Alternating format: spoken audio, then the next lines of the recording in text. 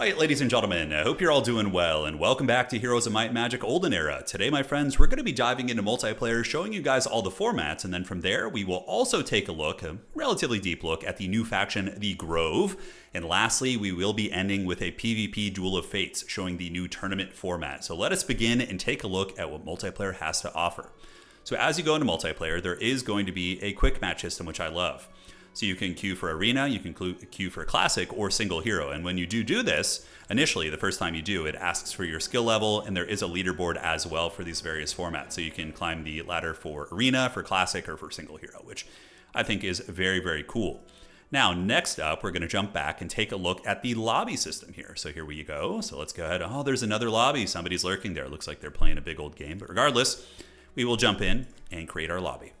All right, so a lot of cool templates, a lot of cool victory conditions. Obviously, you select your temple, you select your hero, you can play random, change your faction colors, whatever, all basic stuff. And it has a lot of the standard scaling stuff that you would expect in terms of difficulty, animation speed. You can do this all beforehand.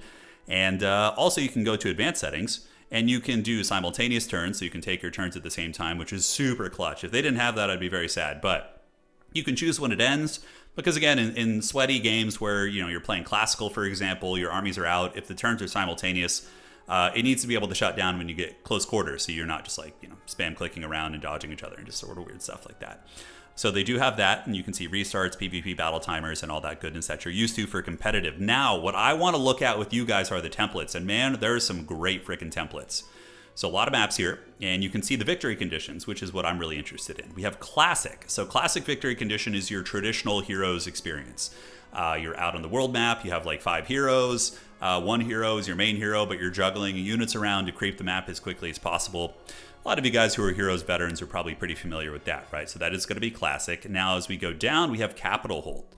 This one, you have to capture the opponent's starting city and hold it for a set number of in-game days to win. It's a really fun one. This one's going to have a lot of like skullduggery, backstabbing. Movement is going to be huge, like logistics and dimensional door, teleporting, sniping your opponent's capital city and making a last stand there. Things like that. It's pretty cool if you're into that sort of thing. So you can see there's a whole bunch of capital hold ones. Now, we have the ones that I really enjoy quite a bit. We have the final battle. This is a standard experience. It can be at least, although no, it's single hero. That's right. Single hero. You encounter the enemy hero on the world map. You fight. Whoever wins the entire game. So if your hero dies, you're basically out. I believe, I haven't tested it myself, but I believe if you die to neutral creeps on the map, you're fine. Your hero will just respawn. But when the enemy player takes your hero down, they get the fat dub there. So that is the final battle. Now, this is probably my favorite one. It's City Hold. And they have the classic Jeebus Cross archetype, which is great. You break through to the middle, and the win condition is capture the marked neutral city and hold it for a set number of in-game turns to win. So it's a race. Who is better at creeping the map, breaking through to the middle of Jeebus Cross, holding that city, and making a Helm's Deep there while the other player comes to shut them down. Really, really cool. I love it. Like, I love seeing all the multiplayer effort that was put into this. It's just great. And last but not least, we have Tournament. Tournament's a great one. It's very blitzy, very quick. How it works is at the end of each week, or one day after a new week starts, it teleports your 2 main armies into an arena. You fight, and then after the fight, it teleports you home with no casualties, no mana used, but you get a victory point. The first person to win 2 out of the 3, best of 3, wins the tournament format. So this is more early game units. You're not going to be getting as late game, but it's really good if you want to host a tournament, for example, and get it done in one day. The matches, I would say, if both players know what they're doing and aren't messing around, and you have turn timers on, could be super fast. Like, you could get these games in 15, 20 minutes, maybe even quicker, as long as you have turn timers. It's really, really nice. So that is the format we're going to be showcasing today. And right now, we're going to jump over and take a look at the Grove. And go from there. So as you saw, we have the arena format. This is really quick. You can jump in. It's a draft style format. You guys have already seen this, but yeah, man, very excited to jump into this game. I'm still an absolute noob, so just for all of you veterans who are here, take it with a grain of salt. I'm very potato at this game, but we're learning. We're getting there.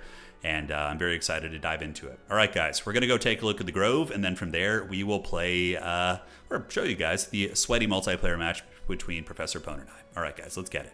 Okay, so here we are looking at all the Grove heroes, so let's go ahead and dive through these guys. So firstly, we have Big Bird.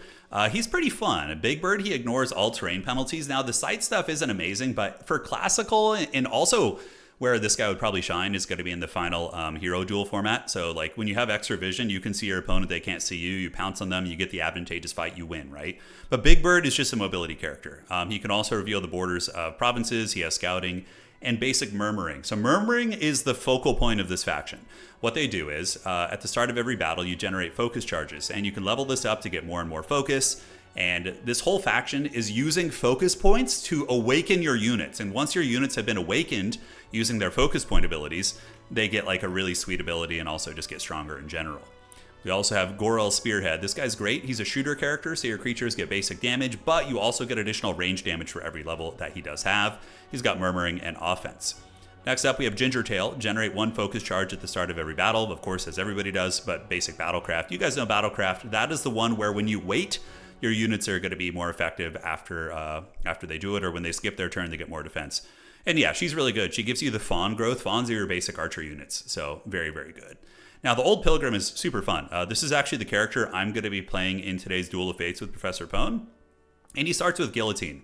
It's a really, really good spell. It basically does percentage-based damage based on the health of a unit, and the more that you cast Guillotine on your opponent, the more damage it does. So this spell is designed to kill elite units, like Archangels, those sort of things. You just want to spam it, take down one big target. You see your opponent's centerpiece, just keep spamming it on them. It's really terrible against chaff units, but really good against elites. Now we have Octavia, who of course was on the Inferno roster in Heroes of Might and Magic 3. She is a luck character, and there's basically 2 main focal points of this faction. It's the Murmuring and the not will points, but the what the hell is it called? The focus charges, and then luck. Luck is the other big build-in for this faction. When you're looking at their law tree, they have a ton of luck stuff. So yeah, she just synergizes with luck and Murmuring. Next, we have Miora. This is crystals. Crystals is the main resource for this faction, and you find more crystals on the map. Sorcery and Murmuring, of course. Next up, we have Phalor. So he starts with Masterful Fireball. Not the most exciting thing, but, you know, Fireball is a classic fantasy thing. And he also has Advanced Murmuring. So you notice that most of the heroes start with basic Murmuring, but a big dog Phalor here, he starts with the Advanced Murmuring. So out of the gates, he will be a little bit better with focus. We have Alluring Shah. So this character keeps its army when fleeing from neutral squads, and it has Persuasion and Diplomacy. So you can retreat from neutrals and keep your army. Kind of cool, actually. Very unique mechanic, because as a new player, that's very forgiving. I make so many mistakes not knowing the strength level of units and diving into bad fights. So if you're a noob like me, this might be your character. All right, we have Aunt Dahlia here. So when leveling, she gains 1 additional attribute point for every 2 hero levels. So this is kind of an insight character. Leveling up, getting super, ahead of your opponent in terms of just overall hero experience. A bit of a long grind. Wouldn't be so good in a tournament format. Next up, we have Vitana. This character gets 1 spell cap for each global map spell. Okay, so she's going to be all about going for astrology points, rushing town portal, dimensional door, those sort of things. She has wisdom and primordial chaos. Oh, look at that. Transforms it into a different squad of the same strength. That's kind of cool. So you can affect a neutral squad and turn it into a different... Oh, that's actually really cool. So she can turn and, like, if there's a stack of archers you don't want to fight, you can try transforming them into something worse, like, you know, some knights or skeletons or something. Next, we have Elder Kish. Oh my God, Kish here? We'll just call him Kish. I'm not even going to try and say that. But the Herbomancer is my favorite unit on the Grove. They're so freaking cool. And what he does is he gives you Thaumaturgy. So he allows you to cast multiple spells per turn. And also he can reset the cooldowns of target creature. So your creatures have, especially the mushroom people, the Nicolas Cage bee throwers, the Herbomancers, they have really good abilities. So you can reset the ability on their abilities and launch more bees at people and just live your best life. He's really fun though. Then we have Elenial. Starts with Firewall. Not the best spell in the world, honestly. And Basic Murmuring, Primal Magic, and Firewall are going to be her kits. A little bit underwhelming, probably one of my least favorites. But yeah, Firewall is funny, and you can upgrade it. Gets a little bit better. But yeah, Primal Magic is good, though. Primal Magic has got some good endgame stuff. We got Glacia here. Starts with the Master of Glacia. Starts with the Masterful Ice Bolt. The initiative penalty of this version of the spell is twice as strong. Okay, cool. So lowers initiative, does damage. Just kind of sniping. Starts with Primal Magic. Pretty simplistic. We have Vim, so he starts with the Masterful Cave-In. Cave-In is a really good spell, actually, so it does damage, and also surrounds the enemy with like rock, basically. They have to break their way out. So if you're playing like a rush faction, like Dungeon, or you're playing Hive, who's really aggressive, he could be really good for controlling your opponent. And aside from that, he has Primal Magic stuff.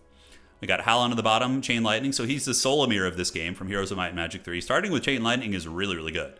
So yeah, out of the gates, if you want to get a lot of magic power going and play the Walmart Solomir, then here you go.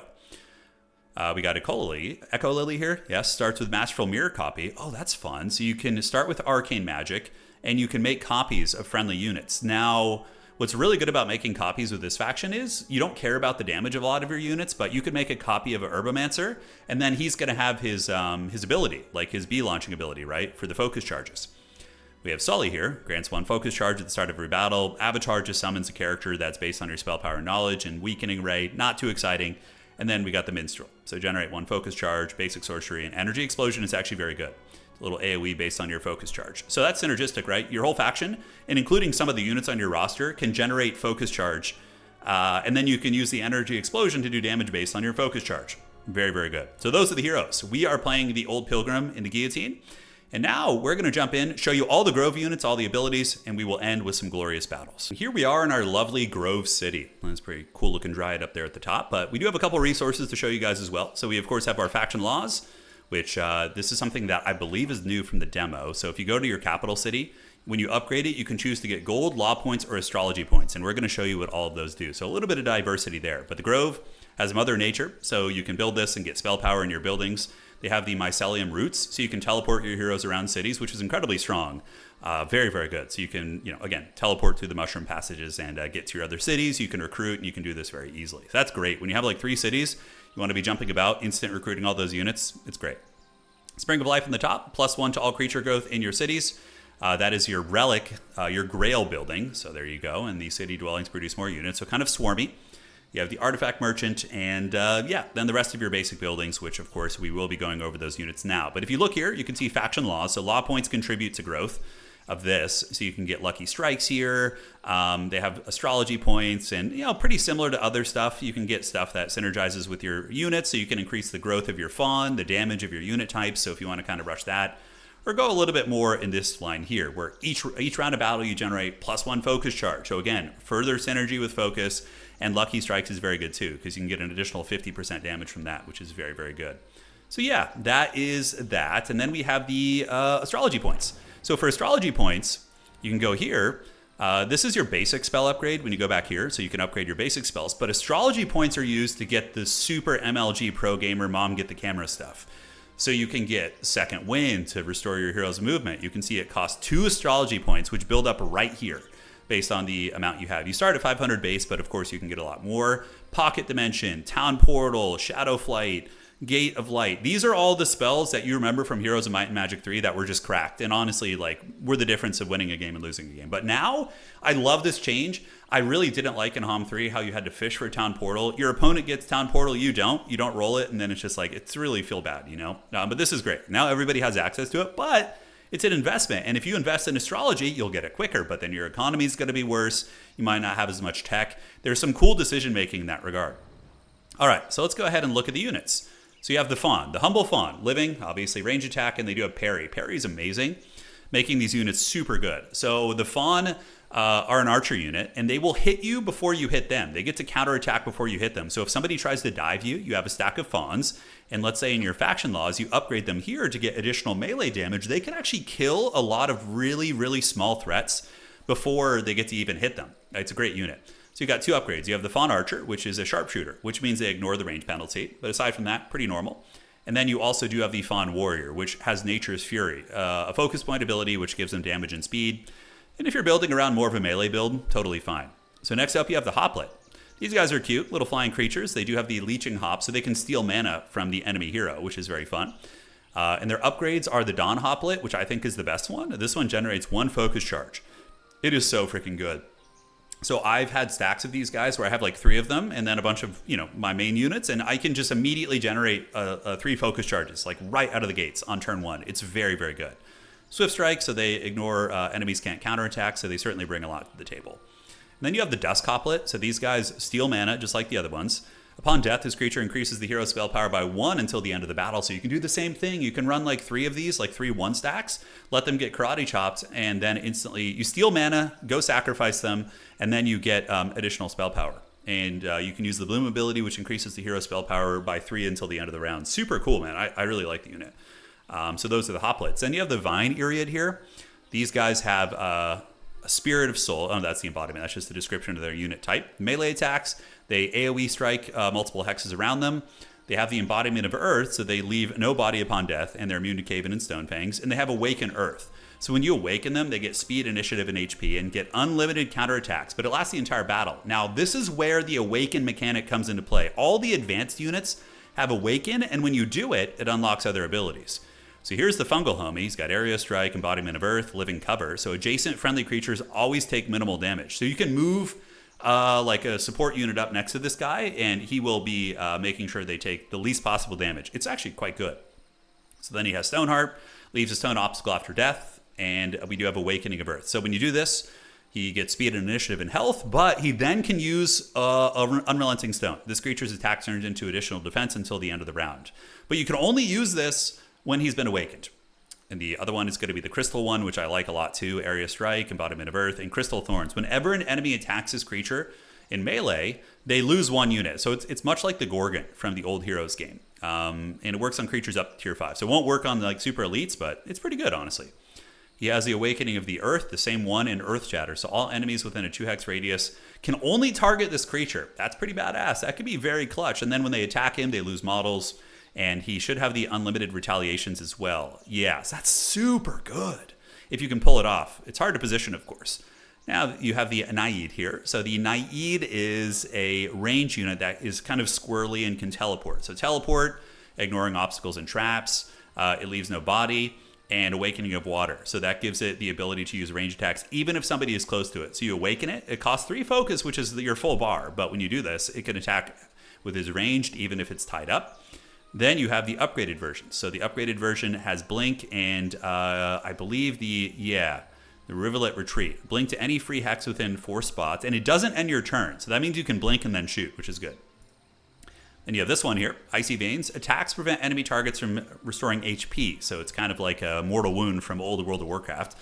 And she's got Blink, Awakening Water, which is the same as the other one, and Whirlpool. Confuse target enemy, and they lose speed and initiative. So not bad. Now, my favorite character is Big Pimpin', the Herbomancer. He has got the Mushroom Magic, so he reduces the cost of your spells, which is very, very good. It doesn't stack. You can only have, one dude with this ability here.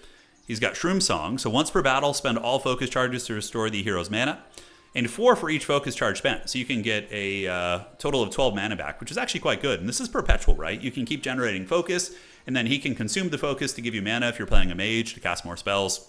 Live long and profit. And he also can Nicolas Cage them by launching bees at their face. This is the Swarm of Bees. So it deals initial damage and then damage over time that lasts for 3 rounds. So you have the Sporomancer. This guy can do the same thing by generating mana with focus, launch bees, and his unique ability is Protective Roots. Target creature becomes immune to magic damage. Pretty good, right? If you're playing a mage who has like a really strong one-shot ability, you want to pop this early on. Because with Murmuring, you're going to start with several focus charges once you level it up. So out of the gates, you can make sure one of your units is not going to get karate chopped by a big spell. You have the Murmurmancer, which is the one I like more. This guy has Mushroom Magic, reducing spells by 2. Power of Murmurs, he increases the level of your spells, and he's got Shroom Song, so he can, again, give you 8 mana for each focus, a maximum of 24 mana coming back. That's a lot. That's like 2 or 3 spells. And then he has the Echoes of the Murmurwood, allowing you to use your spellbook again. So normally you could only cast twice using Thaumaturgy, which also comes with an increased cost. But with this big dog, you don't need to worry about it. You just do it, and you can cast another spell. He's really goated. He's very good. You guys will see him later on. And then you have the Killin, which is obviously inspired by the Japanese Kirin. And he's lightning fast, so he can't be snared or restricted. And he does have the Awaken Air, which makes him fast and gives him Swift Strike, so your opponent can't retaliate. Now, when you have level him up, you get the Thunder version, which gets Cloud 9. At the beginning of each round, he generates 2 focus points. I mean, how good is that? This faction, the focus, if you like playing with the creature abilities, Grove is for you. So Awakening of the Air gives him Swift Strike and speed and all that goodness. He has Ball Lightning. You can only use this once you've awakened him, but he blinks to a hex and does damage, I believe, to all nearby units. So you blink in. If you played Age Wonders 4, it's like the Demon Step. Very, very good. Then you have Thunder Strike. Converts this creature's defense into additional attack until the end of the round. Yeah, pretty fun. So the other one I think is the Mist one. Yeah, so each creature adjacent to him takes 30% magic damage. Okay. So you can put him next to the opponent and then cast the Fat Nuke spell, for example, right? He has the Awakening, which is the same, and Mist Form. This creature ignores obstacles and takes minus 35% damage until the end of the round. Okay. Pretty cool. you know, a little bit of a slippery one, although I do think the Thunder one's way better. It just seems, yeah, because he generates the focus points, and the other one, does he? He does not. So yeah, I would probably go with the Thunder one, honestly. So then you have the Phoenix as your ultimate unit. This guy's flying, melee attack, sweeping strike, so he does adjacent attacks. This creature leaves no body. He's immune to fire spells, and Awakening of the basic one increases his HP, initiative, and speed, just like it does for your whole faction. And then you have the Flaming Phoenix, sweeping attacks, embodiment of fire, and his Awakening here is going to be immortal. So leave a pile of ash. At the start of the following round, 1 plus 50% of the original stack units are revived from the pile. Oh, it can only happen once. And the pile is destroyed upon taking damage 3 times. So if they want to stop him from resurrecting, they can boink the pile. But yeah, classic Phoenix Rebirth stuff, right? You can awaken him, and then he has Heat Wave. Dispels all negative effects from friendly creatures and all positive effects from enemies. So you heal your guys up from debuffs, and then you take away all the buffs from them. Pretty badass. But again, you can only do it once you've awakened him. And then the last unit here, we have the Energy Phoenix. So this man is Sweeping Strikes, Embodiment of Fire, Eternal Flame. So at the start of each turn, this creature restores 25% of its lost HP. And this can revive fallen units. Wow, that's good. In like a game that becomes like a kiting situation, you could just fly circles and get these guys to max strength. That's good. You have the Awaken, and then you have the Supernova here. Deals magic damage to all enemies within 2 hexes of him. And sets all targets on fire. Pretty freaking good. And it is stackable, and it lights them on fire for 2 turns. Yeah, so that's the Grove faction. Again, a lot of synergy with Focus, awakening your units. Definitely a faction that I think I am going to be playing a lot, because I love using the Murmurmancer and stacking the Dawn Hoplits here and just feasting like the Heathen Kings of old, man. It's really fun. All right, so now what we're going to do is we're going to load in and show you the battles from the tournament. So Professor Pone and I played a tournament format. So we crept around the campaign map, we did some fighting and whatnot. So we'll show you excerpts from that, and then, of course, the battles as well that determine the fate of the old world, or the olden era, I should say. That makes a little bit more sense. All right, guys, we'll see you then, and thank you so much for joining, and that's it. Okay, any laws we want to do? Not really. All right. You ready for Mortal Kombat? It's time. Hopefully you gave me some of my mana from sitting in the city. The evil Professor Pone tactics are coming. This is have my Dread Skeleton front line here. Don't know what sort of magic you have. I suspect I know. He's a tactics character, so Pone can deploy further forward. Oh, you dirty dog. Look at that. Are you ready to get it, dude? Okay. I guess I don't have a choice. Oh man, you got a lot of those guys. Oh, never mind. Okay, that's your 1 stack of 55. So he just cast the Optical Illusion, which reduces the damage they take from ranged, correct? Correct. Now those Scorpion guys, I'm going to take a minute to show. They have adaptation, so they can like adapt with focus points and become better at certain things. So like faster, stronger. So like that's like the whole mechanic of those dudes. What tier are these guys? So tier 4 are your Scorpions, huh? Yeah. We'll get them with the old guillotine. And I'm going to put the battle speed down so you guys can see some of the animations for this one. All right. This guy will wait. So how it works is we fight, and you don't actually lose your units. It's pretty cool. It's just like, you know, a Duel of Fates, and then it sends you back to continue creeping on the map. Let's go ahead and put Nicolas Cage on. That will do 5. That will do 5 there too. So we're going to get these guys with the Nicolas Cage, yeah. So now they got a bee swarm on them.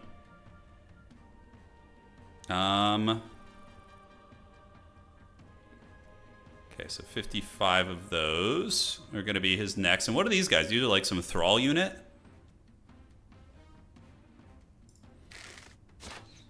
Oh, Marksman. Domed. So you have the Warden Parasite. At the start of the battle, for each other unique hive creature in the army, this creature's defense increases upon 1. Oh. And when it dies, you generate focus points. Oh, so if I kill your like 1 stacks, you get a bunch of focus? Yeesh. Oh, so that's how that works. And they do more damage the stronger unit they fight against. Oh, dude, the Clash of Titans down there, bro. All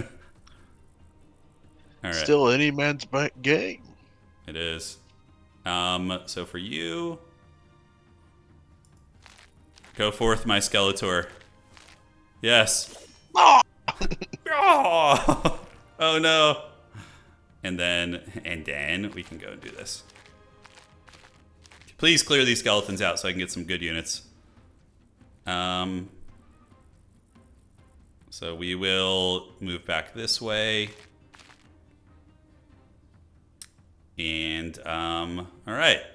So next up on the docket, our Plants Gorilla Beast is going to charge. Oh, man, those guys are surprisingly tanky. And this is going to be... Go, my Infiltrator. Oh, Lucky Strikes. Isn't that the name of a cigarette brand? Pretty sure it is. I don't know. Lucky Strikes. I think it is. Oh, the Hive. Oh, damn. Okay, that thing hits pretty hard. I didn't respect its game. I know what you want to do right now. I can see it in your eyes. Okay, never mind. Okay, so that's another mechanic. He summons eggs. And if they sit there, if I destroy the egg, does it stop the summon? Yes. Okay. So where are you going with that Hive Master, dude? The Hornet. Is he coming for blood back here? He wants it. I can see Pwn looking at me. So this... Can see it in your house. This is so good against him. So good. All right. So he just gave it Enlarged Shadow. What does that do? +2 to its attack and defense. Okay, so it makes it a little bit stronger. You remember the parry, though? Oh. Yes, I do. The dreaded parry. Okay, so we come over here, pick you off. Now, do we have our spell book? We do. So I can use that on the big Chungus stack or on these guys to just try and soften them up a little bit. Probably that's going to be fine. It's pretty terrible against that, but the second time you cast it, it does a lot more damage. So, yeah, it's meant to kill like angel type units.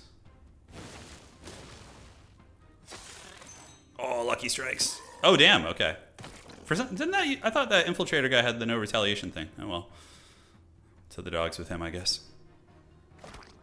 Oh, the bugs. Oh, I forgot. You forget the egg there. You're just like, oh, it's nothing. The eggs still remain. The music's getting so intense. Can barely take it. All right, so the Swarm of Bees is on cooldown right now, so we can do this. That will kill... How many of those? Okay, that's pretty good.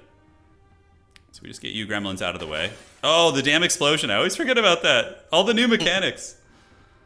Yeah, so I think we just throw some stuff at you here. Dude, I just launched mushrooms at you, dog.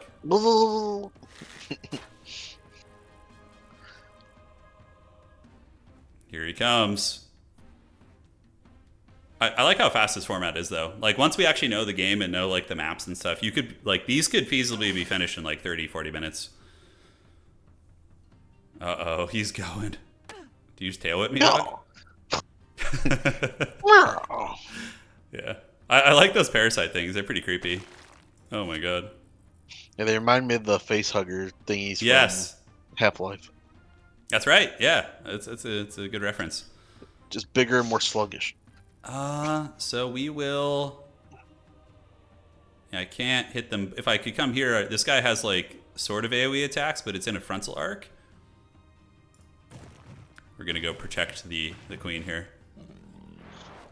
Oh, gorilla pounded. So he's afflicted by that.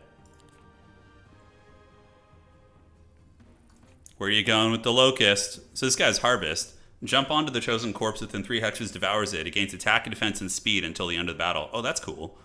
So you can eat the dead homies. Oh, Bee Master, dude. Bleh. He's pretty beast. All right, let's see how much damage this does now. Okay, so yeah, you can see the damage scale, so eventually it would be okay against stacks, but I think it's always just designed to kill elite units, basically. Get him with the bees. Not bees! Ah! Yeah, that's basically it. All right, and all right. Evil. So that's the first battle. So now it sends us home as if nothing happened, and we continue. A new day. Yes, a new day has come. A new power is rising. I mean, you're not wrong. A new power is rising indeed. I love this format, though. This is exactly what I want from this game. Just like solo hero creeping without having to micro like 50 heroes and just teleporting you to battle your homie, but getting more battles. Like it's like an escalation campaign in a tabletop, which I think is cool. I just hope they can add more rounds. That would be huge. Yeah, I think we're good. Dude, the bees are coming for you, dude. Time to find out. How nervous are you about the bees? I'm pretty nervous. It's like if I lose here, It's over. I lose. You do.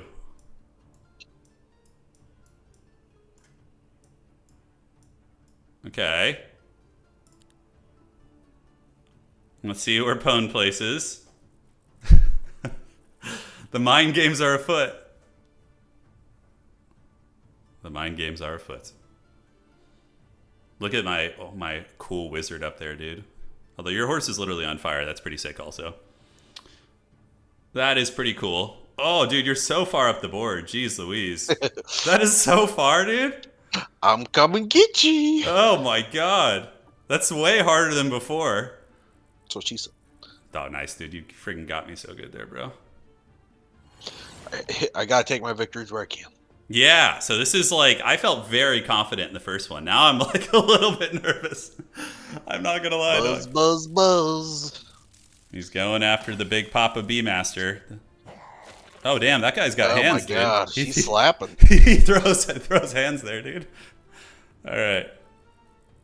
So now we can do the masterful guillotine. What's your highest tier unit here?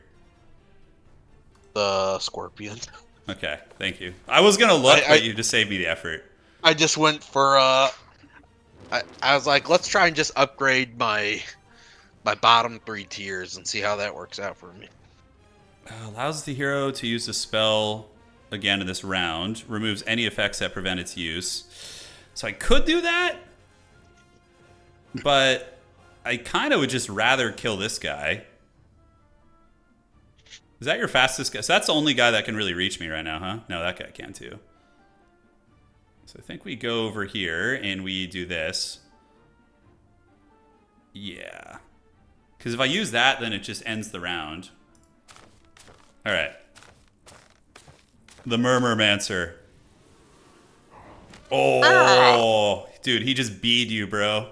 He did. Yeah, so Mushroom Magic. So he makes my spells cheaper, which is cool as hell. And then we can do this. A little heroic strikeage on you guys is probably fine.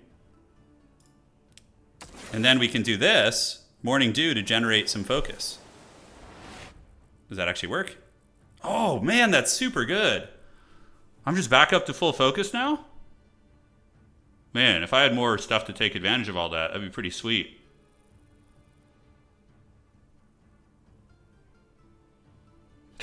That model's so haggard looking. Just... Oh shit, dude. He just pimp slapped my little... Oh no! Oh no, not the morale.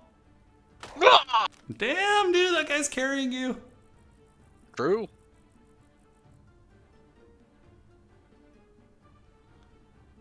Okay. Here comes the tail whip. That's it. Oh. Are those your favorite guys in the game now? Just with their haggard whips? No. Definitely not. But they are relatives to that dude from the campaign trail. Yeah, yeah. Oh, Howard Dean, yes. Yes. Yes. This is what became of Howard Dean. He got ate by a locust. He did. All right, let's just punish Yeah, this guy is not that big of a problem. These guys are more of a problem here, so we're gonna take the shot. Just some fat damage. Ouch. Yeah, it's a bit. And I think we have our boss fight right here. I mean, I can't really reach. Oh, I can do the Awakening of the Earth. Yes. So he's awakened now. He's faster and stronger. That guy needs to lose morale. I think he's going to hit both your guys, actually. Let's see. Oh, Gorilla Pounded. Oh. All right. And then we can generate focus. Oh, this is such a cool combo. Look at that. Kaboom. Wow, okay. I'm getting how this faction works now. I didn't realize it for our first couple games, but yes. Feast minions. Generate the focus. The focus calls to you. So upgrading those guys early on, focusing on like the focus type characters, yeah, it's really fun. All right, Pwn, what do you have up your sleeve, dog? Nothing amazing. Is this Scorpion upgraded, the Volcanic Scorpion? It is. So you just have adaptions. It's like your whole thing. Your faction can become faster, more durable, yeah, it's kind of cool. Okay, that guy's not a joke. And you do have a couple turns of momentum here also. Here comes the dreaded Harvester Locust. Oh. What tier is he? He's a tier 2 unit? Okay. It's tier 2. You gonna eat the body, dude, and get stronger? I think so. Does it end your activation? Over here. Oh, that's so cool. He just like, I don't know if it's good, but can he still go? Oh, so he can act after that. Well, that's badass. Okay, you ready to see some forbidden tech, though?